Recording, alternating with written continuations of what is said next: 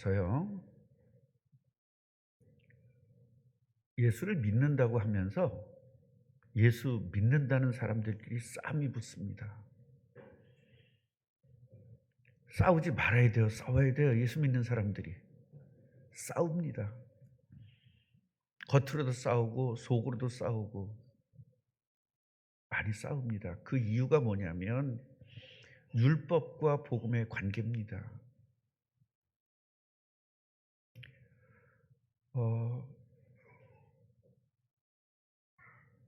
저는요, 교회를 이제 68년째 다니는 거예요. 제가 교회를. 그런데 이 목사님이 교회 재정을 마음대로 움직이는 거예요. 그래가지고 교회마다 문제가 이제 커지는 거죠. 그래서 나는 교회 재정을 절대 신경 안 쓰겠다. 그렇게 마음을 먹고 교인이 5명밖에 없을 때도 재정부장을 세웠습니다. 그래서 재정부장이 다 교회 돈을 관리하게 했습니다. 지금까지도 저는 교회가 오늘 얼마가 들어왔는지 얼마가 나왔는지 관심 없습니다. 장로님이 와서 결제 맡을 때도 당신이 도장 찍어가지고 가라고 그렇게 하는 적이 되게 많습니다. 보지도 않고 그냥 사인합니다. 물론 제 사인이 있어야 되기 때문입니다. 저는 관심 없습니다. 근데 진짜 관심이 없을까요? 저는 대표입니다. 관심 있습니다. 근데 관심을 안 갖는 겁니다. 왜냐하면 제가 교회를 세울 때 평신도 중심의 교회가 되어야 된다는 걸 굉장히 여러분들에게 많이 강조했을 겁니다. 교회 보면요, 주일학교가 있는데 그 주일학교를 전도사들이 와서 합니다. 2, 3년 하다가 전사들이 가면 끝이에요. 또 새로운 전사가 옵니다. 교회 학교가 계속적으로 유지될 수가 없어요. 그래서 어떻게 해야 되느냐? 평신도가 참된 교사가 되어서 그 교회에 고정적으로 있는 교사들이 교회 학교를 움직여야 된다라고 생각을 하고 저는 주일학교라고 하지 않고 교회 학교라고 이름을 지은 겁니다. 모든 것들은 평신도 중심으로 움직여야 된다. 어느 교회가 굉장히 유명하고 똑똑하고 훌륭한 목사가 목회를 하다가 그 목사가 없어지면 교회가 그냥 굉장히 힘이 없어집니다. 그 이유는 뭐냐면 평신도들이 정확하게 교회론과 정확한 어떠한 포맷이 잡혀 있지가 않기 때문에 그런 거거든요. 그래서 우리 꿈나무 교회는요, 제가 막 움직이고 제가 막 했으면 아마 훨씬 더 나아졌을 수도 있습니다. 그 난 게 뭔지, 나서 어떻게 할 건데, 이렇게 제가 자문을 해봤는데 답이 없더라고요. 늦더라도 성도들이 교회를 100% 인도하게끔 만들어야 되겠다. 제 생각으로 가지고 그렇게 계속 목회를 해왔습니다.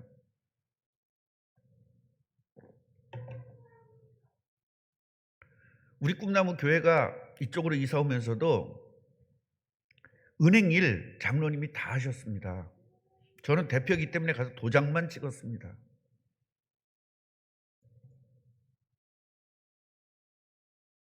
그 이유가 뭐냐면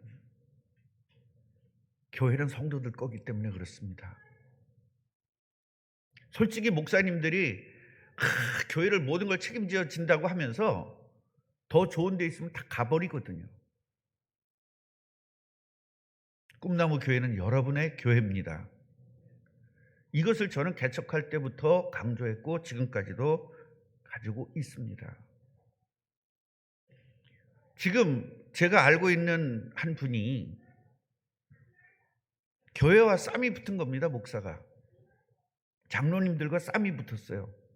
왜 그러냐면 내가 담임 목사인데 주관해야 된다는 거와 장로님들은 우리가 주인이지 목사님이 주인이 아니다. 그러니까 우리가 할게. 이래가지고 뭘 하는 거죠? 주인을 가지고 싸움하는 거예요.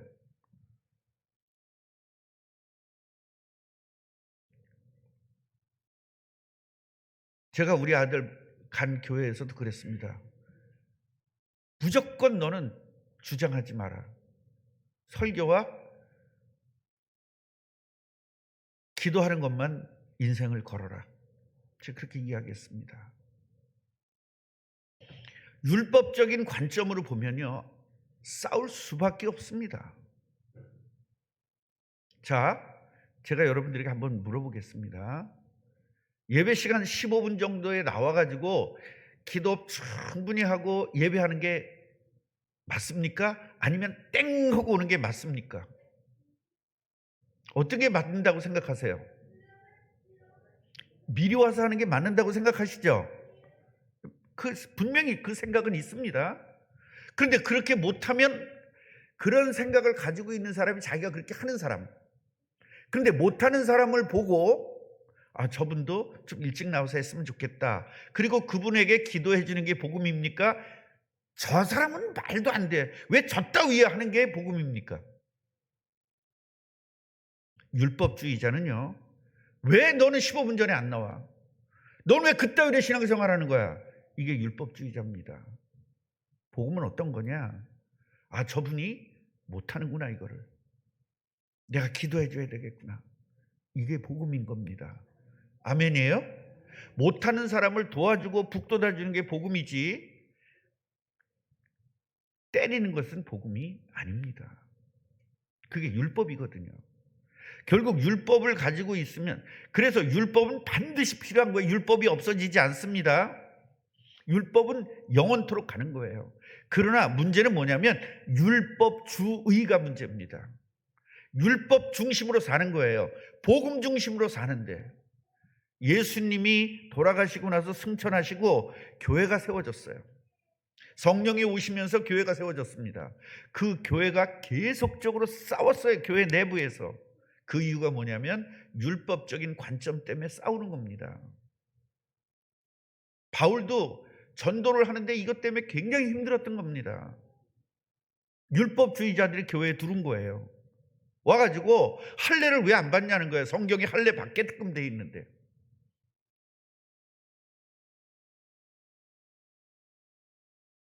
바울은 받지 않아도 된다는 겁니다.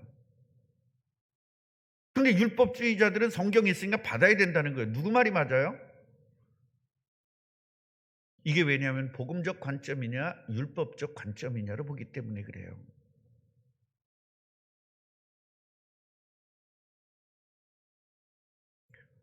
지난주에는요, 제자가 알아야 될 참된 충성이라는 제목으로 말씀을 드렸습니다. 지난주와 오늘 말씀을 같이 이렇게 연결시켜야 돼요.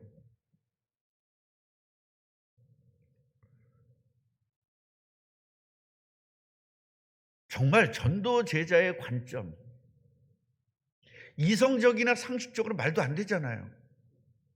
근데 전도자의 관점으로 봐야 되고요, 복음의 관점으로 본다면 참된 충성이 뭔지를 깨달아야 됩니다. 말도 안 되잖아요. 남의 돈을 가지고 좋은 일 해가지고 칭찬받았다. 이게 말 돼요? 나쁜 일을 가지고 칭찬을 받아 말 안 되잖아요. 이게 이성적이라든가 상식적으로 받아들여서 될 문제는 아니라고 말씀을 드렸고요. 우리가 복음적일 때 이 말이 이해된다는 겁니다. 그래서 지난주에 이 말씀이 이해가 안 되는 거예요. 오늘 보니까 바리새인들이, 여기 성경을 14절을 보니까 바리새인들은 돈을 좋아하는 자들이래. 그렇게 하나님 말씀대로 산다고 하면서 돈은 또 엄청 좋아해요. 그러니까 이 말도 안 되는 상식적이고 이성적인 관점으로 보고 그것을 어떻게 해요? 비웃어요. 예수님의 말씀을 비웃습니다. 예수님의 말씀은 하나님의 나라의 관점과 복음적 관점으로 예수님 말씀을 받아야 되는데, 세상적 관점과 이성적으로 하나님의 말씀을 받으니까 도저히 이해가 안 되는 겁니다. 부모를 사랑해라, 부모를 존경해라, 부모를 공경해라, 이 말은 이성적이고 상식적으로 이해가 되는 말입니다. 그죠? 그런데 부모를 버려라, 이거는 절대로 이성적으로 상식적으로 이해가 안 되거든요. 그러니까 복음적으로 이해가 돼야만 되는 거죠. 저는요, 교회가 이런 교회가 되어지기를 원하는 겁니다. 제가 우리 꿈나무 교회는 무조건 평신도 중심이 여러분이 주인된 교회가 돼야 된다는 거예요. 목사가 없어져도 하루아침에 없어져도 상관이 없고요. 내일 내가 당장 죽어도 교회는 끄떡없이 가야 되는 것이 진짜 참된 교회입니다. 그리고 모든 사물과 하나님의 말씀을 복음적 관점과 하늘나라의 관점으로 이해하는 그런 교회가 되어지기를 바라는 겁니다.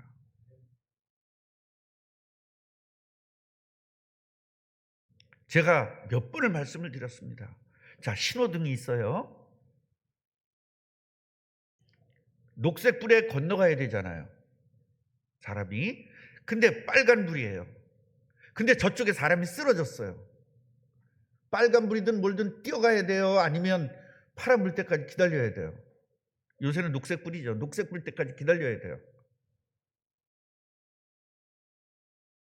율법주의자는요, 녹색 불이 올 때까지 기다렸다가 가서 사람을 도와줘야 된다는 게 율법주의자입니다. 복음은 그렇지 않죠. 사람이 쓰러졌는데 지나가다가 목사가 이걸 본 거예요. 그런데 오늘 예배에 가서 설교해야 되니까 이걸 도와줄 수가 없는 거예요, 설교 시간에 대해서. 장로가 오다가 봤습니다. 이 사람이 쓰러졌는데 이 사람을 못 도와주는 거예요. 왜? 오늘 대표 기도니까요. 근데 아무것도 아닌 사람이 지나가다가 이 사람을 도와줬어. 누가 하나님 나라에서 이게 좋은 사람이냐, 이 말을 물어봤잖아요. 누굽니까? 아무것도 아닌 사람. 그 베푼 사람. 우리가 진짜 사랑을 가진다면 이래야 되지 않냐라는 거예요.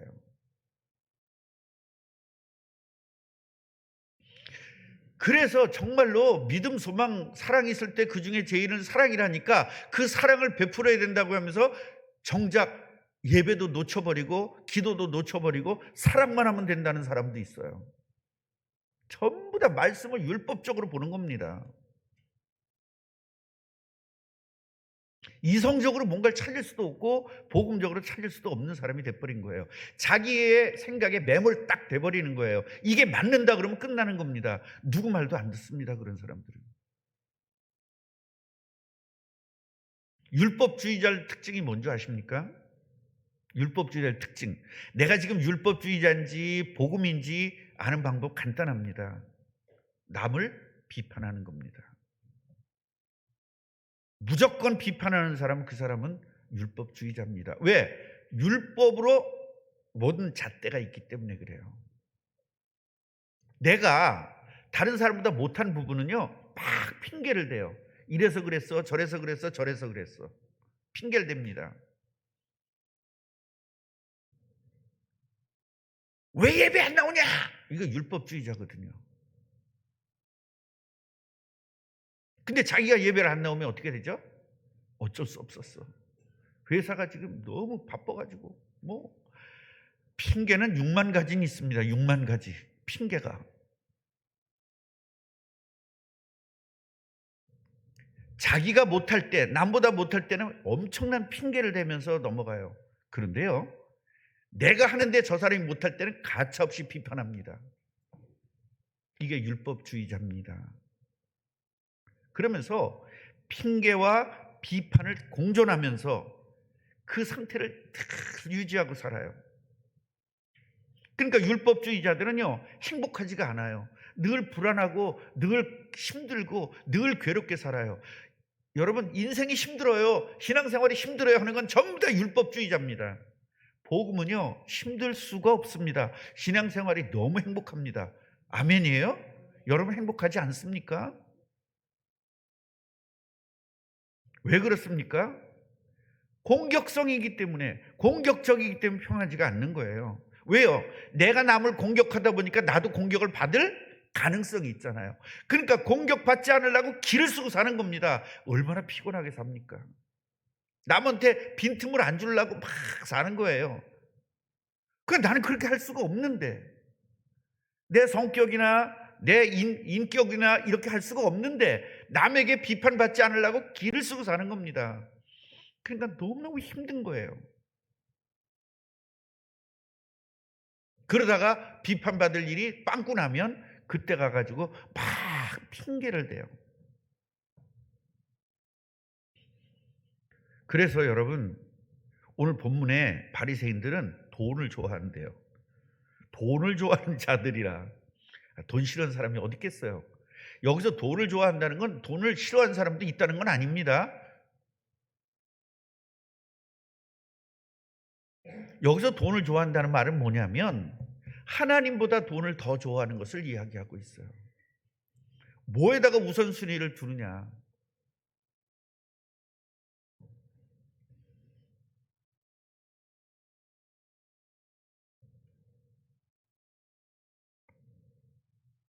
이 돈을 좋아하는 사람들이기 때문에 남의 돈을 낭비하는 거잖아요, 지금.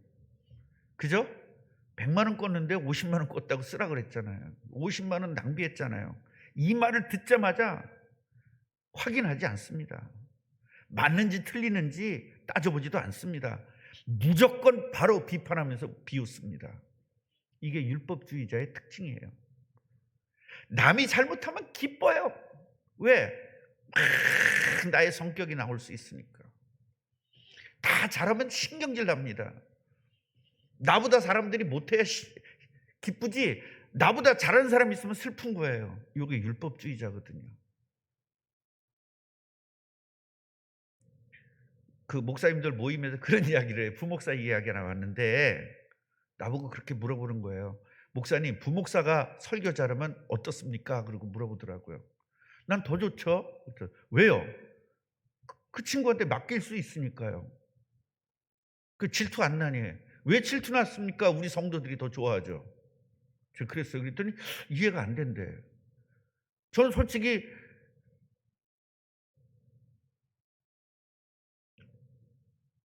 한번 쫓겨났었거든요. 제가 전수할 때 쫓겨났어요. 교회에서. 저를 설교를 시켰는데 설교를 하고 났는데, 왜냐하면 설교 잘하면 안 된다는 거 알고 있었거든요. 담임 목사는 절대 잘하면 안 된다는 걸 저도 알고 있었어요. 바본가 내가? 알고 있었단 말이에요. 그래서 대충 했거든요. 막 엉터리로 했어요. 근데 성도들이 뭐라 그러냐, 목사님 계속 저 전사님 좀 시켜주세요, 그런 거예요. 3주 있다가 다른 데 알아봐. 그래가지고 제가 잘렸지 않습니까? 그 뭘 이야기하는 거예요? 율법주의인 거예요. 복음이 아닌 거예요. 아니, 내 밑에 있는 친구가 더 잘해야 발전인 거 아니에요. 내 자식이 나보다 더 잘나야 발전 아닙니까? 근데 나보다 더 잘나면 굉장히 기분이 나쁜 거죠. 여전도회 회장님이 내가 할 때보다 다음 사람이 더 잘해야 기뻐해야 되는 겁니다. 근데 나보다 더 잘하면 신경질이 나는 거예요. 그럼 그 사람은 율법주의자거든요. 근데 문제는 나보다 더 못하니까 환장하겠는 거야, 그때는. 그런 경우는 있어요. 우리 꿈나무 교회는 복음적 관점으로 모든 것을 보시기를 바랍니다. 비판하는 사람들을 보면요, 절대로 확인하지 않아요. 팩트가 맞는지 안 맞는지 모릅니다. 무조건 공격이 부르면 그냥 갑니다. 왜? 속이 다 시원하니까. 남을 깔 때 제일 시원하거든요. 그래서 남 욕할 때 제일 행복하다는 거예요. 제가 왜 구역 예배를 못하게 하는 줄 아십니까? 구역 예배를 하고 왜 작은 교회를 하는 줄 아십니까? 구역 예배를 하면요, 모여가지고 안 나온 사람 욕하다가 인생 끝난다잖아요. 구역 예배 빠질 수가 없대. 왜냐? 자기도 남 욕해봤거든. 김집사가 오늘 안 나왔어. 김집사가 난도질을 당하는 거야. 그러니까 자기도 빠질 수가 없어. 왜? 자기도 난도질 했는데 내가 빠지면 난도질 당할까봐. 그래서 제가 구역 예배를 없앤 거예요. 그리고 작은 교회로 한 거예요. 작은 교회는 뭐냐? 전도하는 교회. 전도하는 구역이다. 구역을 전도하는 시스템으로 바꾼 겁니다. 전도하는 사람은 남 비판하지 않거든요. 그래서 내 생각하고 다르면 비판, 내 사상하고 다르면 무조건 비판하는 거예요. 그러다가 난 열심히 비판했는데 저 사람이 맞거든. 틀렸다고 비판했는데 저 사람이 맞거든. 그럴 땐 쑥 쩌니 구렁이 담 넘어가지고 싹 슬그머니 자리를 피해. 그러다고 그러다가 이 사람이 지금 맞잖아요. 그럼 내가 틀렸다고 막 비판했잖아요. 근데 맞는 게 결정났어. 어떻게 해야 돼요? 옛날에 그때 나빴었잖아. 그리고 옛날 걸 끌어다가 공격하는 거예요. 꿈나무교회 이런 사람 없기를 바랍니다. 여러분, 이러면 견뎌낼 사람이 있습니까? 여러분 스스로가 3년 정도를요, 3년치를 갖다가 정산을 해가지고 비판받을 일이 몇 번 있나 좀 보세요.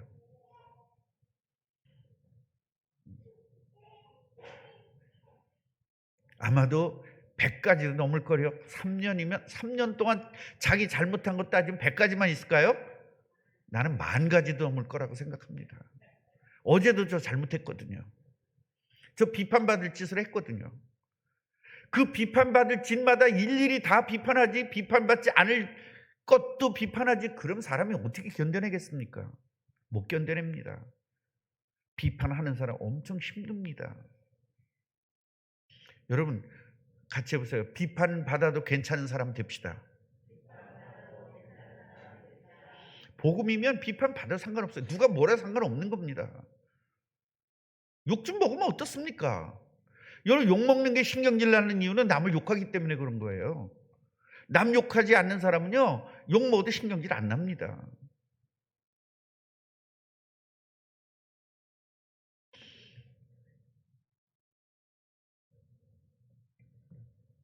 그래서 오늘 이야기합니다. 16절은 무슨 이야기냐면 하나님 나라, 결국 복음을 가지고 세계복음 한다 이 말이에요. 너희들은 사람 앞에서 스스로 옳다고 하지 않냐. 그런데 너희 마음을 잘못된 거 하나님은 다 알고 계신대요. 우리 잘났다고 그러잖아요. 내가 옳다고 말하잖아요. 그런데 하나님은 우리의 약한 점, 모자란 점을 다 알고 계신대요. 그래서 사람들 앞에서 높임을 받는 것은요, 하나님 앞에서 미움을 받는다는 거예요. 그래서 내가 잘났다고 사는 것이 아니라 내가 아무것도 할 수 없는 사람입니다. 우리가 여러분 구원을 받기 전엔 세상 일을 하는 거잖아요. 구원받기 전엔 세상 일을 하는 사람들이잖아요. 세상 일은 똑똑한 사람이면 잘해요. 훌륭한 사람이면 잘해요. 세상 일은 다 잘해요. 그런데 교회 일은 그게 아니잖아요. 교회 일은 누구 일을 하는 거죠? 하나님의 일을 하는 거예요. 아멘입니까? 하나님의 일을 하는 사람은요, 세상의 관점, 세상의 똑똑함, 세상의 능력 가지고는 하나님의 일을 요만치도 할 수가 없는 겁니다. 성령 충만함으로 하나님 일을 할 수 있는 거예요. 물론 교회에서 교회 일하면서 밥하는 거, 이건 세상에서 할 수 있는 일이니까요. 그건 밥 잘하는 사람이 잘할 수 있겠지요. 그러나 교회의 본질, 오리지널 일은 뭡니까? 전도입니다. 선교입니다. 사람을 살리는 겁니다. 이건 하나님의 능력 아니면 할 수가 없는 거예요. 그러니까 교회 일은 나 잘났다고 할 수가 없는 거예요. 같이 해보세요. 겸손해 주셔서 감사합니다. 여러분 겸손해야 돼요. 겸손할 때 행복합니까? 잘났다고 할 때 행복합니까? 잘났다고 할 때 행복하면 여러분 율법주의자고요. 겸손할 때 행복하면 복음입니다. 계시록 2장 23절 보면 나는 사람의 뜻과 마음을 살피는 자인 줄 알지라. 그러니까 하나님이 너희들 마음에 사람의 뜻, 니네 뜻이 뭔지, 니네 마음이 뭔지를 내가 다 안다. 그리고 너희들 행위대로 다 갚아 줄 것이다. 어디서 어떻게 하나님 다 알고 계시는데요. 하나님 다 알고 계시는데요. 여러분 사람도 알고 있어요. 여러분 자식들 그 생각을 엄마들이 몰라요? 그럼 엄마 아니지. 엄마는 엄마인데 엄마 역할을 못하는 거지. 부모는요 절대로 자식들이 어떤 생각 가지고 있는지 거의 압니다. 그런데 그걸 눈 감아주는 거죠. 그러니까 우리 엄마가 모르는 줄 아는 거예요. 그게 제일 답답한 친구들이거든요. 성도들의 무슨 생각을 가지고 있는지 목사는 다 압니다. 근데 목사가 옳은 줄 알죠. 그게 제일 답답한 노릇입니다. 여러분, 구역장이 구역 식구들이 뭔 짓 하는 거 모르겠습니까? 다 알지. 짱이 되면 다 알도록 하나님 만들었어요.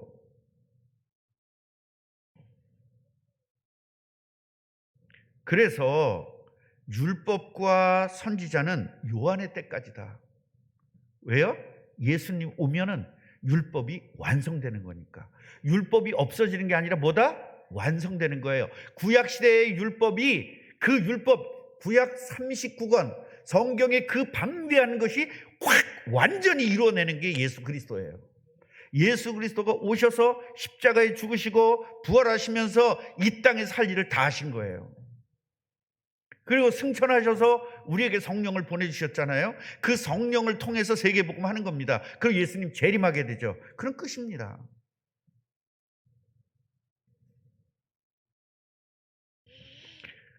그래서 오늘 이야기가 뭐냐면 그 후에는 하나님의 나라의 복음이 전파된다. 그래서 사람들이 거기에 힘으로 밀고 들어가려고 애쓴다. 어디에? 천국에 들어가려고 애를 쓴다는 거예요. 복음 속으로 들어가려고 애를 쓴다는 겁니다. 그래서 율법이 어떤 것이냐? 율법은 그리스도예요. 핵심이. 뭘 지키라는 것이 율법이 아니라 그리스도가 오기 위해서 주신 말씀이라는 겁니다. 그래서 율법은 남을 정죄하는 것이고 복음은 남을 살리는 거예요. 그래서 우리는 판단하지 말고 진단해야 돼요. 저 사람이 잘못했다 그게 아니라 저분은 저 잘못된 이유는 바로 창세기 3장 문제다. 바로 마귀 문제다. 이렇게 진단을 하고 거기다가 뭐예요? 진단을 하게 되면 뭐가 있죠? 주사를 주거나 약을 주죠. 그 주사나 약이 그리스도예요. 그래서 그리스도를 그 사람에게 주면 그리스도를 받고 인생이 확 변하는 겁니다. 할렐루야. 그래서 하늘과 땅이 사라짐같이 이 하늘과 땅이 사라짐이 율법의 한 획이 떨어져 나는 것보다 쉽다는 거예요. 쉽게 말하면 율법은 절대 없어지지 않는다는 거예요. 세상은 없어져도. 그 정도로 율법의 핵심인 그리스도는 영원하다는 걸 이야기하고 있는 겁니다. 그래서 간음을 예를 들어서 복음을 설명합니다.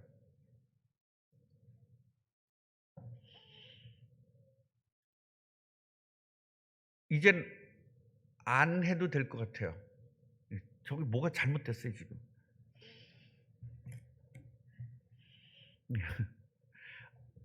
오늘 18절 보니까요. 자기 아내를 버리고 다른 데 장가가는 자도 간음하는 것이다. 구약시대 때는 뭐라 그랬어요? 이혼 증서를 써주면 이혼해도 된다고 그랬죠. 근데 예수는 뭐예요? 안 된다는 거예요. 예수님이 안 된다니까 또 안 되는 겁니다. 그래서 말귀를 알아들어야 된다는 거예요. 옛날에 목사님에게 시집을 간 사모님이 계십니다. 장로님 딸이에요.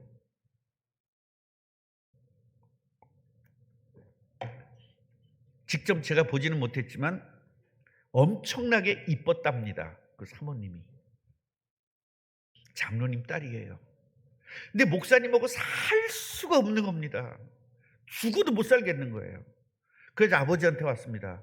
아버지, 친정아버지한테 와서 아버지 저 이혼해야 될 것 같습니다. 그럼 아버지가 어떻게 해야 되죠? 무슨 일이냐? 무엇 때문에 그러냐? 안 물어봅니다. 뭐라 그러죠? 내 눈에 흙이 들어가기까지는 안 돼! 넌 그 집 귀신이야! 이래버린 거예요. 사모님이 절대 이혼은 안 된다고 그러고 같이 목사님은 살 수가 없고 그래서 뭐 했어요? 자살했어요. 왜 그렇습니까? 그 장로님이 복음이에요? 율법이에요? 율법으로 자기 딸을 가차없이 비판한 겁니다. 판단한 거예요. 너는 사모가 돼가지고 왜 그따위야? 내가 장로 딸이 돼가지고 왜 그따위야? 이렇게 나간 거죠. 뭐가 힘든데? 어떤 일 때문에 그러는데? 그럼 사모가 다 얘기했을 거 아닙니까? 이 목사님이 음란에 빠져가지고요, 사모님을 밤마다 못 살게 구는 거예요. 어떻게 살겠어요, 그거? 그래서 우리는요, 율법과 복음을 얼마나 율법주의가 무서운지를 알아야 됩니다. 우리는 율법은 한 획도 없어지지 않습니다. 그러나 율법주의는 없어져야 됩니다.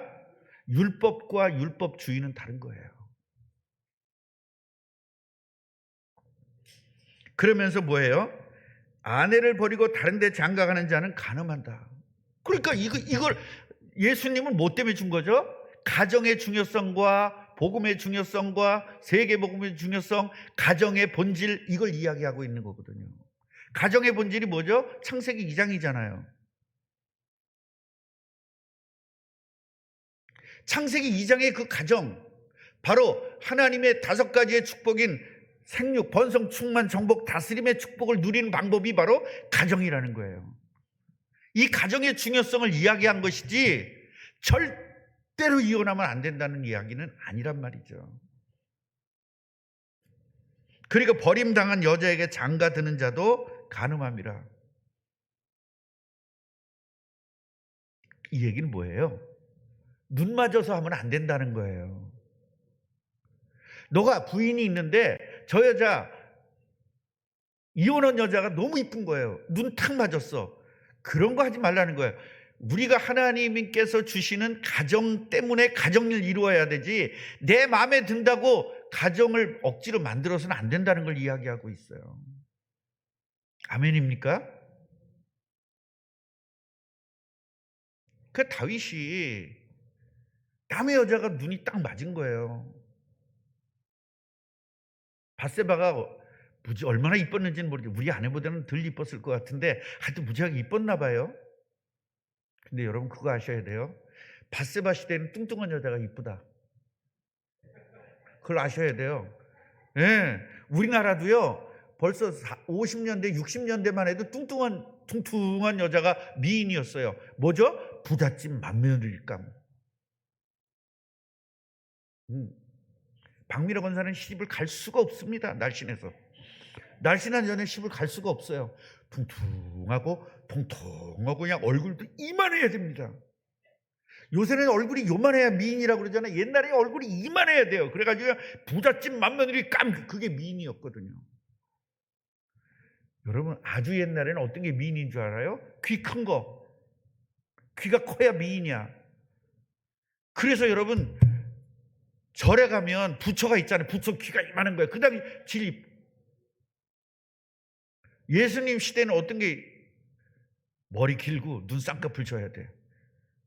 예수님 그렇게 그렸잖아요. 그러니까 그 유행,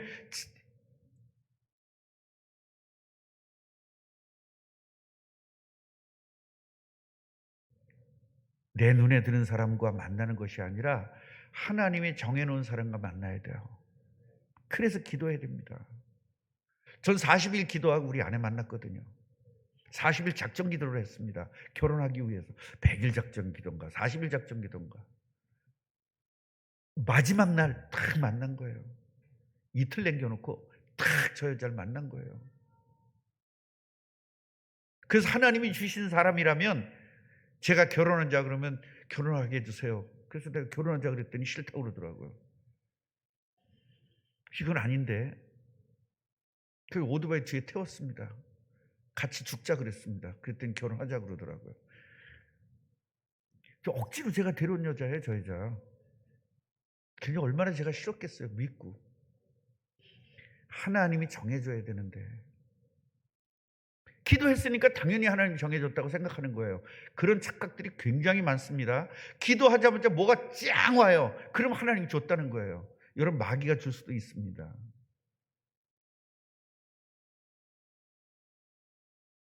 결론을 말씀드리겠습니다. 바리새인들은요, 하나님을 사랑한다 그러면서 돈을 사랑했어요. 그러니까 여기서 돈을 사랑한 게 아니라 돈을 더 사랑한 거죠. 사실은요, 율법주의자들은요, 하나님을 율법적으로 문자적으로 사랑한다고 해요. 그러나 실상은 세상 것을 더 사랑하게 돼 있습니다. 이게 율법주의자 특징입니다. 왜냐하면 율법이라는 것은 복음이 아니라 자기 자신이 주인 되는 거거든요. 그래서 나 자신을 위해서 하나님을 이용하기 때문에 하나님 소리를 되게 많이 합니다. 하나님 소리를 많이 하니까 믿음이 좋은 것처럼 보이죠. 어떤 사람 보세요. 하나님. 아유, 하나님이 보냈는데, 하나님이 갔는데, 아유, 갔어요. 버스를 타러 갔는데 마침 하나님이 쫙 버스를 보내가지고 갔는데 마침 내가 돈이 없었는데 마침 하나님이 또 옆에서 동전이 떨어진 걸 봐가지고 그 동전 뭐 이런 식으로 나가는 거예요. 이게 진짜 그런 사람 많이 봤거든요. 모든 진짜 말 한마디 하려면 하나님 소리를 500번 하는 사람이 있어요. 그럼 남들이 볼 때 믿음이 좋은 것처럼 보일 수 있지만 그 율법주의자일 수 있는 가능성이 크다 이 말이에요. 그래서 복음을 소유한 사람들은요, 하나님을 참으로 사랑해요. 그러니까 물질이 뭐냐? 복음에 필요한 도구라는 것을 인식하는 거예요. 왜냐하면 필요하면 주시기 때문입니다. 우리는 돈이 없으면 안 되잖아요. 통장에 돈이 있어야 돈이 있어야 편안하잖아요. 여러분, 돈이 없으면 불안하다, 그 얘기는 이미 하나님을 믿지 않고 있는 거예요. 하나님 필요하면 다 주십니다. 이 하나님을 믿으시기 바랍니다. 필요한데도 안 주던데요? 그 하나님 말고 필요할 때마다 주시는 그 하나님을 여러분 하나님으로 소유하시기 바랍니다. 오늘 우리 마음속에 율법주의 다 날려버리시기 바랍니다. 저 연에다가 날려서 쫙 보내십시다. 이 율법주의를 난도질을 해가지고 다 해가지고 날려버리시기 바랍니다. 그리고 복음을 소유해가지고 땅까지 증인되는 쓰임받는 제자가 되시기를 주님의 이름으로 축원합니다. 하나님 감사합니다.